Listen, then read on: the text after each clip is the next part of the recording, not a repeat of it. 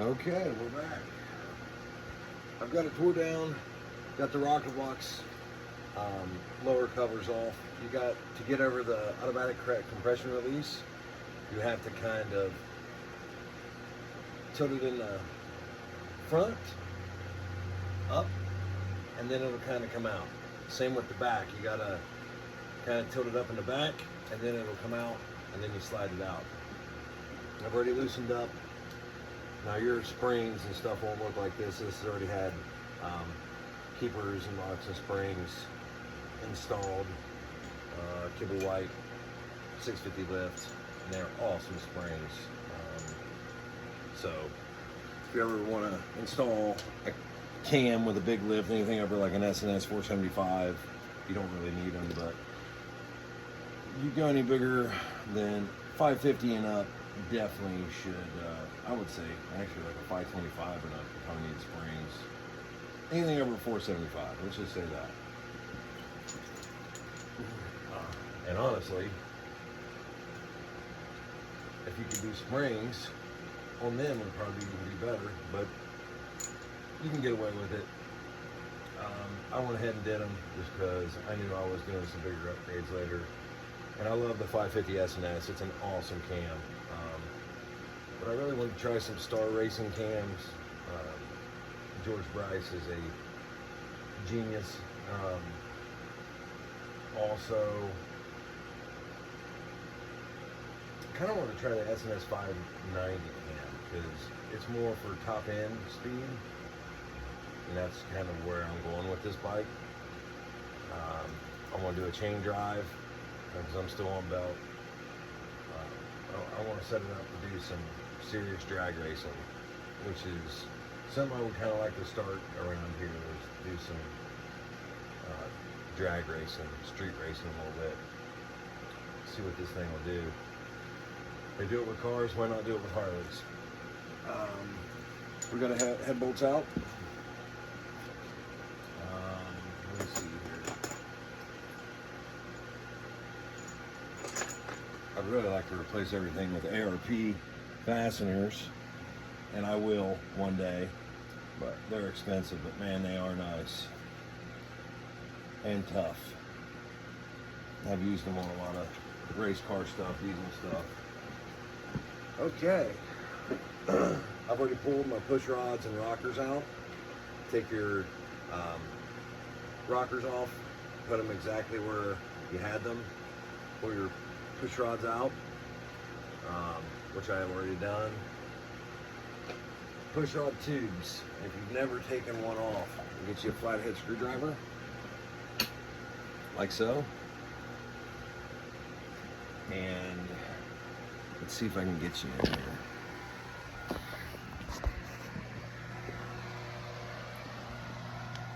You'll see a little slit, like so, and you just kind of pull down. Ta-da, that locks them in place. You can see this thing's spring loaded. So once that's off, that's from the accident, which was not fun. After that, my fingers are all oily, but you can see they push up, and there would be a push rod in there if I hadn't pulled them out through the top. Adjustable push rods. This is going to be shorter where you can slide it up and do your adjustments, which I'm using a solid push rod, so that isn't going to work for me. But that's how you get those out.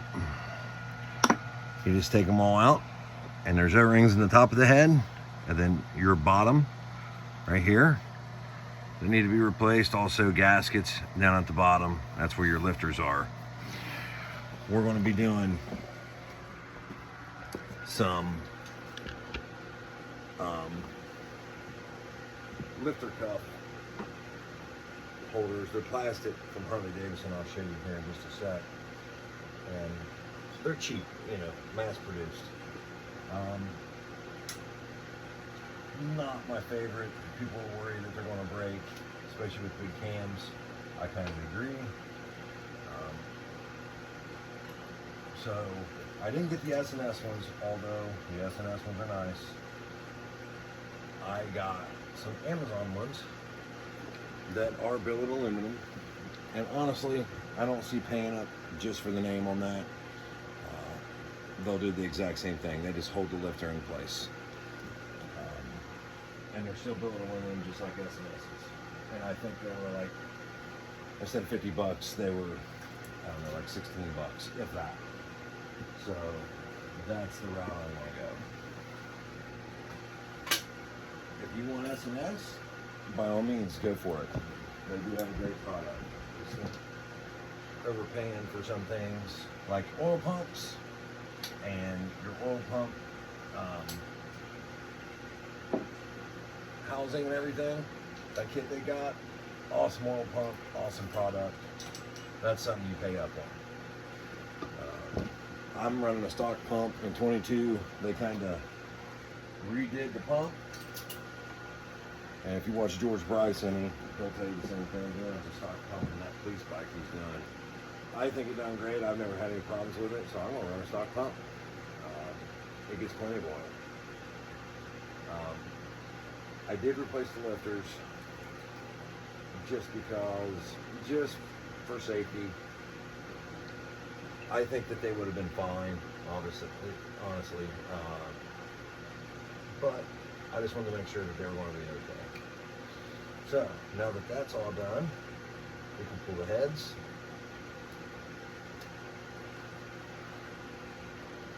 Put the gasket on there. And that tune that I got from Fuel Moto, this thing's been burning so good.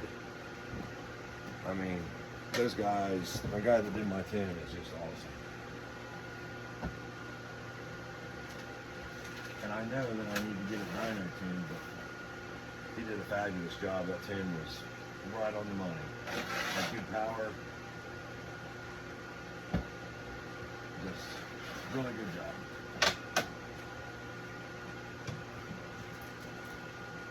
Okay. And then I'll put this one right there.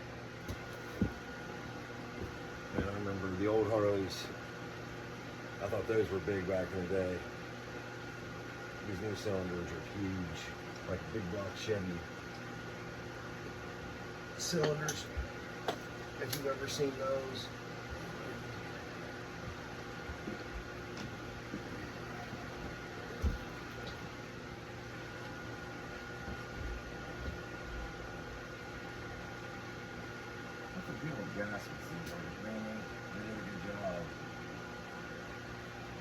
I got this door down.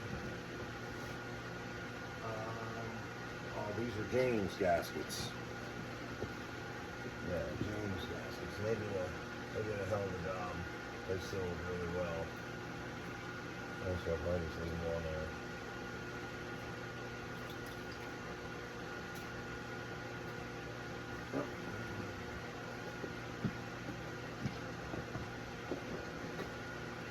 Okay. You can look at this online, but I've got it jacked up with a $20 bottle jack. And I let it down on my back peg, and on the other side I've got it hooked up or setting on another jack stand, and it's perfectly stable. Ain't going nowhere. Before you take your rocker arms off, you got to get the pressure off. If you just shift this thing up, like so, I'll shift it back down. You just got to move it a little bit and hit click, click, push down, roll the tire forward. That's first, right there. That's neutral. You just barely push it up, tire spins, but you need to put it in gear, the highest gear. So second is up, third, tire forward, fourth, fifth, sixth. Now, you're actually direct drive to the cylinders. And the cylinders are moving, as you can see. I hope. Maybe not. But,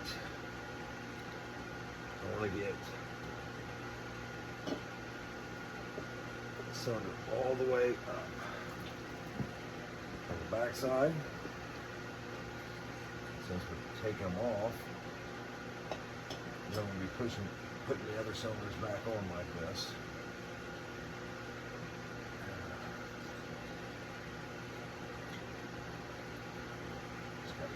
bounce it off real gentle.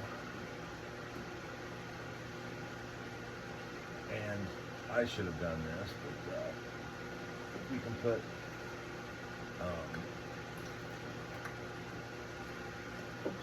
like a 3/8 hose on these studs so they don't chip up your pistons, which would probably be smart.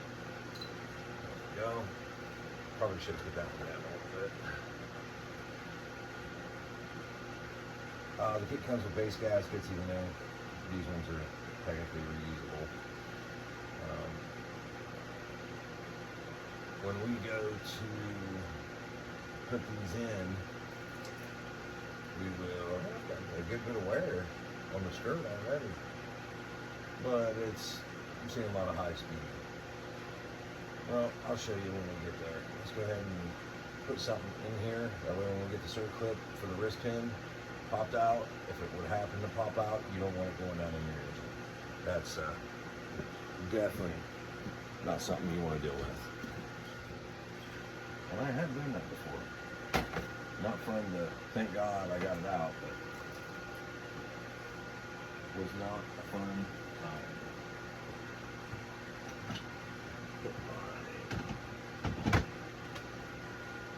Okay, big more kit here. Pistons.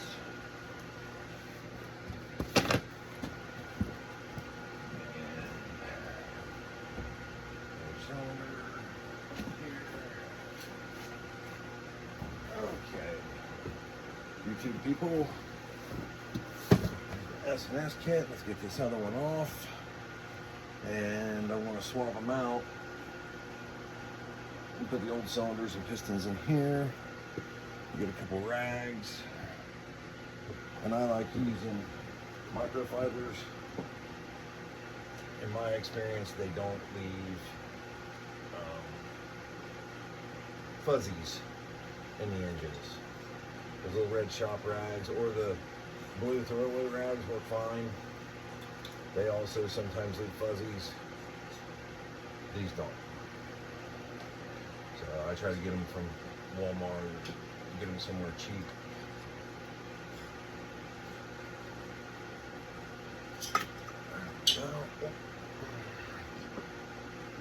These cylinders still have cross hatching.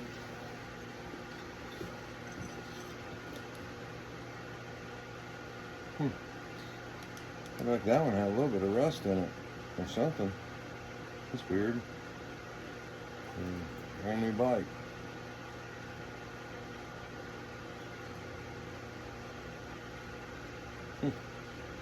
Still in pretty good shape though.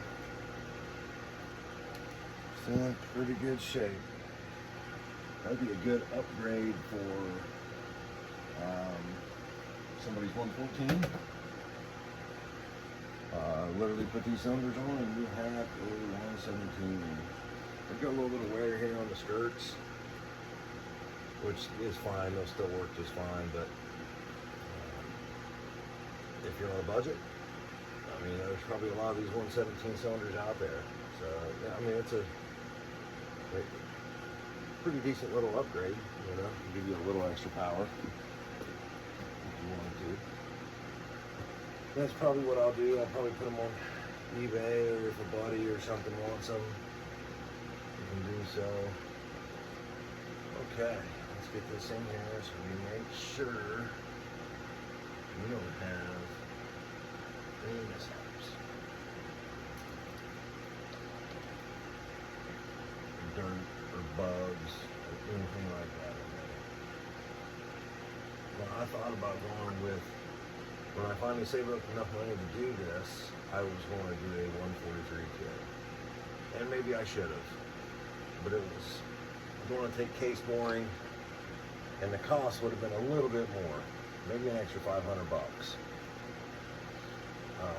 Well, I take that back. 1,500 bucks, because you have to get the stroker crank. You have to stroke it.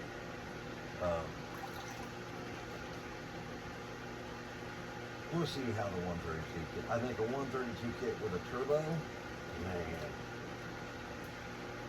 sounds like a lot of fun to me. And then maybe later on, if I get another bike or something along those lines, I'd really like to do that, like 164 kit or 163, if I can get the components to do it.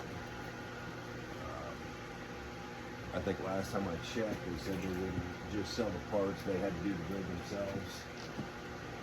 Maybe by the time we get there, they will get some more microfibers. I got a bunch of stuff in there.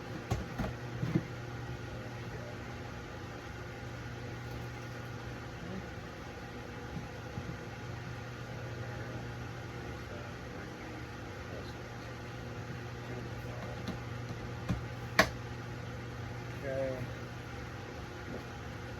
People look like car wash and bike wash stuff.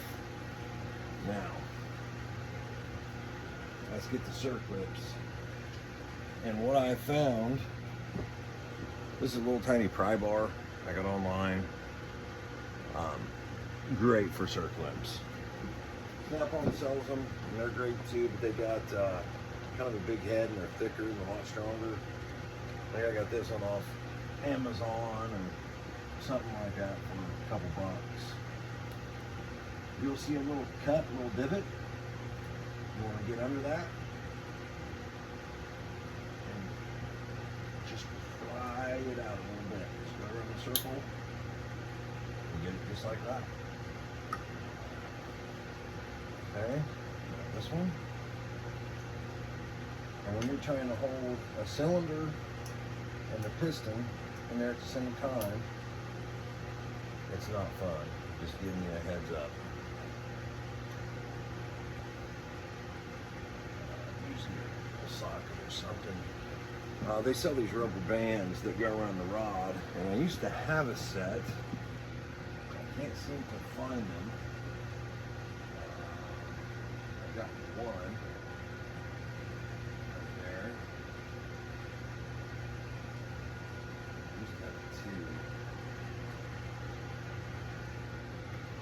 Anyways, let me take a break. We're gonna get these pistons off, get everything set up, and we'll be right back.